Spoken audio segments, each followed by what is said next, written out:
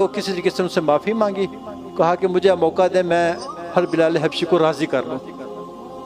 तो उनको वहाँ से मस्जिद से उठा के मस्जिद नबी से बाहर आ गए। कहते जब बाहर आए तो उनके पाँव पड़ गए। कहा कि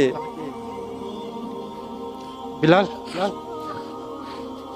मुझे माफ़ कर दो। बिलाल हबशी ने कहा कि मेरे भाई ठीक है, गुस्से में शैतान रगलाता है और ये जुबान से अल्फाज निकल जाते हैं, मैंने तुम्हें माफ़ किया।